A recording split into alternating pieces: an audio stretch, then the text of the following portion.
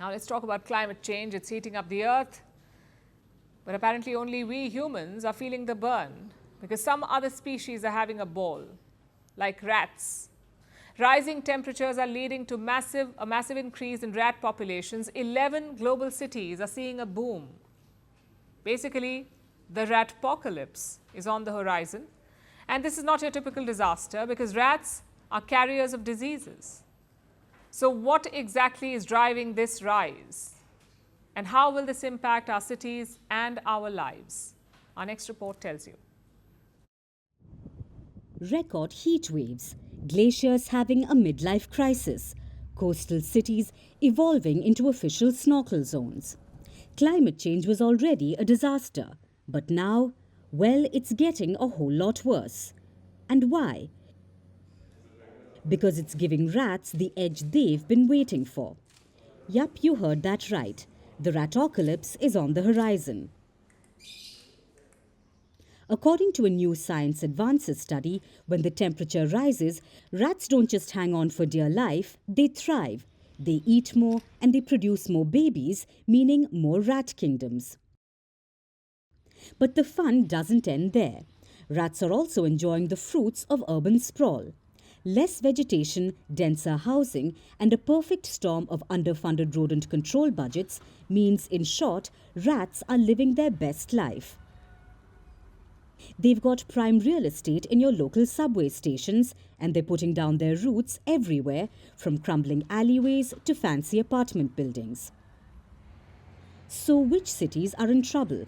11 major global cities are now rolling out the red carpet for rats. In America, Washington and San Francisco are on top. Shocker, right? You'd think New York City would be leading the pack. But turns out the rat kingdom is expanding out west. But don't worry, the Big Apple is also part of this list. In Canada, Toronto is grappling with this issue.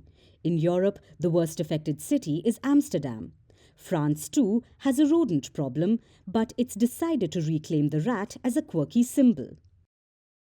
In Marseille, the rats hang out a bit Mediterranean style. They put the chair out and then there's a chat and everything. They're out and about in Marseille. They don't hide too much.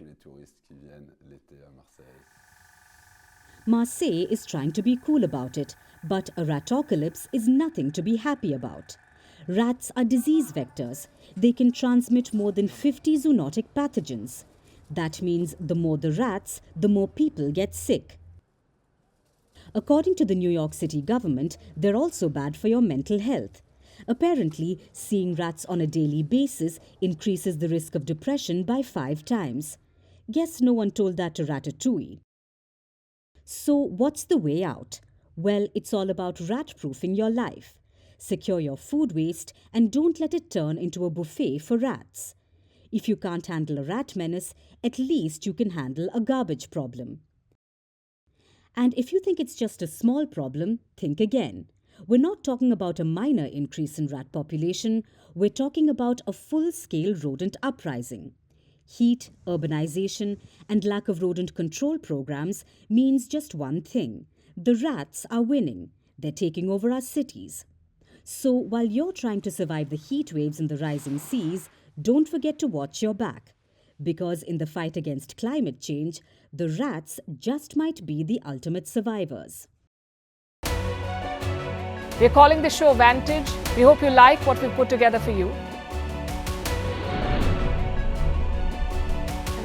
Touted as the minimum defense from that video. India's neighbours were the first to send the special edition of Vantage live from the White House throughout the week. Hindu Mandir we're on our way to Tel Aviv. Pretty measure, but it's also the perfect way to drive. I don't think that Prime Minister of Bhutan, Sherin Tagwe. Welcome to 60% of the world's office. Prime Minister Modi did the iron. We were actually How are you doing? How do you like? It's been 1 year since that meeting. Iron bars separate you from the outside. Out the vote effort. Trump had, it says, and at $4.3 trillion. 4.3 300 billion by 2030. That's what we need to tackle climate change.